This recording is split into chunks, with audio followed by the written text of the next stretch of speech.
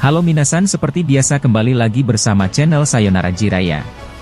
Pada kesempatan kali ini admin akan membahas mengenai alasan Senju Tobirama menciptakan sebuah teknik Edo Tensei. Jadi tidak usah berlama-lama lagi dan mari langsung saja kita bahas bersama-sama tema hari ini.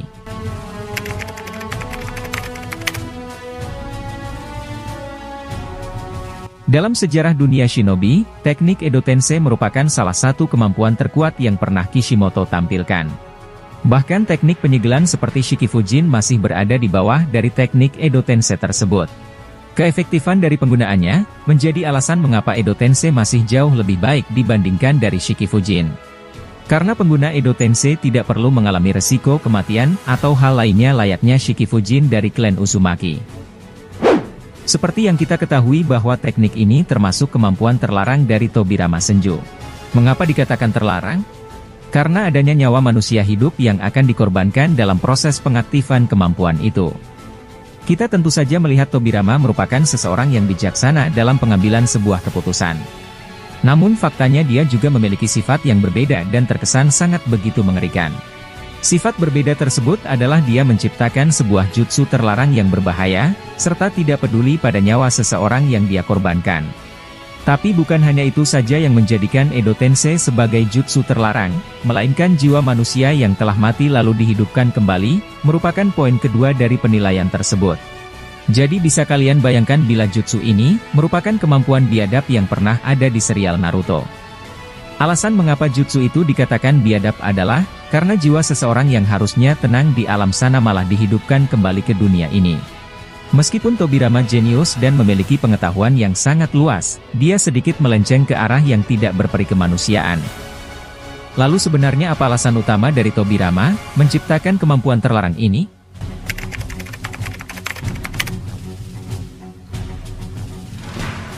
Admin berasumsi kalau dia menciptakan jutsu terlarang tersebut demi menghadapi Uchiha Madara. Seperti yang kalian ketahui bahwa Tobirama sebenarnya sangat takut kepada sosok Madara tersebut. Bahkan ketakutannya terus berlanjut meskipun klan Senju maupun klan Uchiha telah memutuskan untuk berdamai. Ketika momen pengangkatan Hokage pertama di desa Konoha, Hashirama secara langsung menunjuk Madara yang menjabat sebagai seorang Hokage. Namun diketahui kalau Tobirama sangat tidak menyetujui usulan dari abangnya tersebut. Alasannya karena Madara berasal dari Uchiha dan anggota Senju lainnya tidak akan terima usulan Hashirama.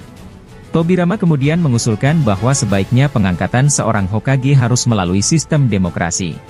Di sela-sela pembicaraan kedua saudara itu, ternyata Madara mendengar perkataan yang disampaikan dari mulut Tobirama.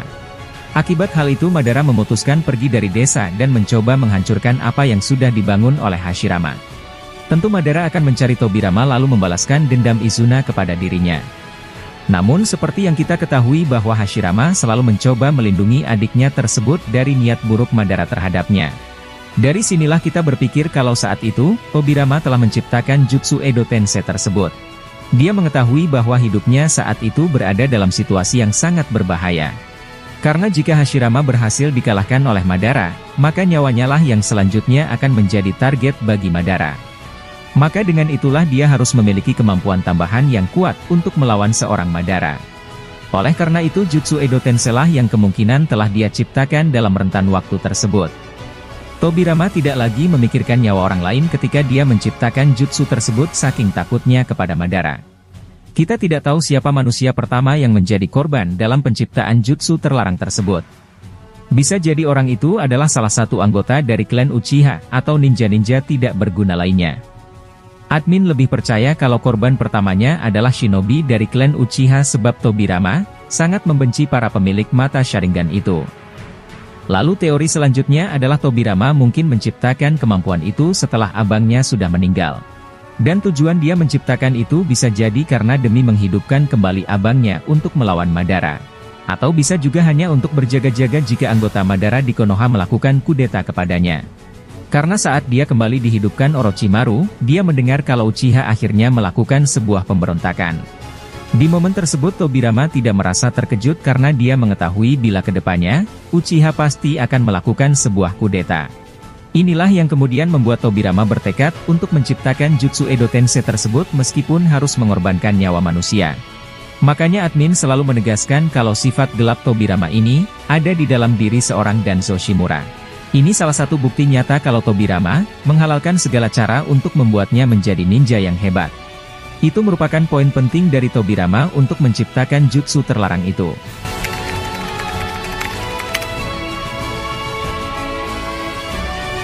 Tobirama memang orang yang sangat cerdas dalam berbagai bidang, akan tetapi, terkadang seseorang juga pasti memiliki sebuah kesalahan. Penciptaan Jutsu Edo Tensei membuat kita semua melihat kalau sang Hokage kedua ini rela melakukan apa saja demi desa Konoha. Dia juga tidak masalah bila harus dibenci oleh para anggota Uchiha karena sebuah diskriminatif. Namun meskipun begitu dia juga menjadikan Uchiha sebagai polisi di desa Konoha agar sedikit berguna. Lalu ketika masa pemerintahan Hiruzen sebagai Hokage ketiga, teknik Edo Tensei tersebut sudah dikatakan terlarang. Kemampuan ini disimpan dalam gulungan rahasia milik Hokage pertama dan tidak boleh ada yang membukanya. Namun nahasnya Orochimaru ingin menguasai jutsu-jutsu terlarang itu sehingga dirinya sangat nekat untuk mempelajarinya.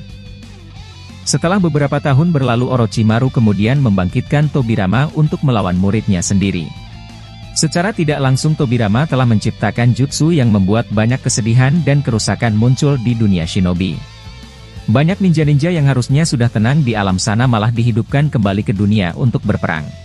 Orochimaru bahkan mengatakan kalau jutsu ini seharusnya tidak pernah diciptakan sebelumnya. Karena formula jutsunya sangat mudah bagi Orochimaru untuk dipelajari lalu selanjutnya untuk dikuasai. Memang benar kalau jurus Tobirama ini sangat berperan penting dalam alur cerita Naruto, khususnya saat arc Perang Dunia Shinobi keempat. Semua ninja yang telah mati dihidupkan kembali mulai dari ninja biasa, sampai pada level Kage terdahulu. Tobirama adalah orang yang sangat hebat dalam memimpin desa serta jenius dalam merencanakan berbagai hal. Kita tidak tahu dari mana referensi Tobirama saat dia menciptakan kemampuan-kemampuan baru. Admin sangat kecewa bahwa kita tidak pernah diberikan informasi secara detail tentang kisah hidup Senju Tobirama.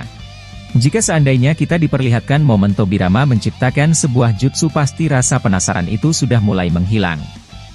Jadi kesimpulannya adalah Tobirama menciptakan jutsu ini karena sebuah alasan yang sangat terpaksa.